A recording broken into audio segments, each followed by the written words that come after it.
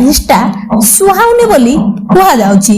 2024 ମସିହାରେ ସେଣ୍ଟ୍ରାଲ ଭିଷ୍ଟାର ନୂତନ ସଂସଦରୁ ଲଢା ଯାଇଥିବା ପ୍ରଥମ ନିର୍ବାଚନରେ ନରେନ୍ଦ୍ର ମୋଦି ସରକାର ନୀତିଶ ଆଉ ଚନ୍ଦ୍ରବାବୁ ନାଇଡୁ ଆଶାବାଡରେ ଚାଲିବାକୁ ବାଧ୍ୟ ହୋଇଯାଇଛି। ସେଣ୍ଟ୍ରାଲ ଭିଷ୍ଟା ନୂତନ ଗୃହ ସ୍ଥାନାନ୍ତର ହେବାର 1.5 ବର୍ଷ ମଧ୍ୟରେ ଧନକଡକୁ ଇସ୍ତଫା ଦେବାକୁ ପଡିଥିଲା। ତାହା ପୁଣି କେଉଁଭଳି ଅପମାନଜନକ ସ୍ଥିତିରେ ତାହା ଆପଣ ନିଶ୍ଚୟ ଜାଣିଥିବେ। ସେଣ୍ଟ୍ରାଲ ଭିଷ୍ଟାରେ ପ୍ରବେଶ କରିବା ପରେ ବିଜେପି ଏବଂ ଆରଏସଏସ ମଧ୍ୟରେ ଭୟଙ୍କର ଲଢାଇ ବି ଦେଖାଯାଇଛି।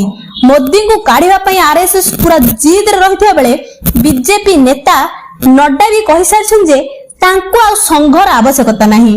ନୂତନ ସଂସଦରେ ପ୍ରବେଶ କରିବାର 2 ବର୍ଷ ମଧ୍ୟରେ ପାକିସ୍ତାନ ସହିତ ଯୁଦ୍ଧ କରିବାକୁ ପଡିଲାଣି।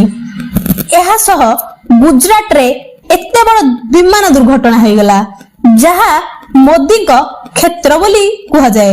ସେପଟେ ଟ୍ରମ୍ପ ମଧ୍ୟ ବନ୍ଧୁ କହି ଯୋଉ ଟାରିଫ ଚୋଟ ଦେଉଛନ୍ତି ତାର କି ବ୍ୟବସ୍ଥା କରିବେ ମୋଦି ସେ ମଧ୍ୟ ବୁଦ୍ଧିବାଟ ଜାଣିନାହାନ୍ତି।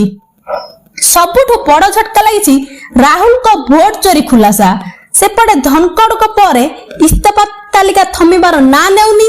ଏପଟେ ରାହୁଲ ଆଉ ପୁରା ବିରୋଧୀ ଦଳ ଯେଉଁ ଭଳିଆ ଦମରେ ଆସୁଛନ୍ତି ଲାଗୁଛି ମୋଦି ସରକାର ଭାଙ୍ଗିଲା ଭଳି। ଏବେ ସଂଘ ମୁଖ୍ୟ ମୋହନ ଭାଗବତଙ୍କୁ ସେପ୍ଟେମ୍ବରରେ ପଦ ଛାଡିବାକୁ ପଡିବ।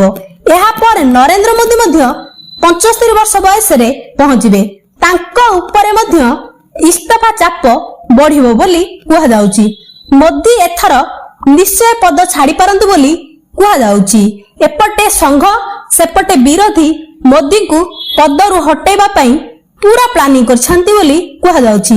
ପୁରୁଣା ସଂସଦ ପରି ନୂତନ ସଂସଦରେ ବିଜେପି ସେତେ ଶକ୍ତିଶାଳୀ ମଧ୍ୟ ହେଉନି।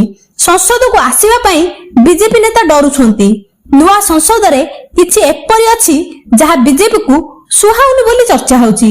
ତେବେ ଦର୍ଶକ ବନ୍ଧୁ ଏ ନେଇ ଆପଣଙ୍କ ମତ କଣ ଆମକୁ ଜଣାନ୍ତୁ।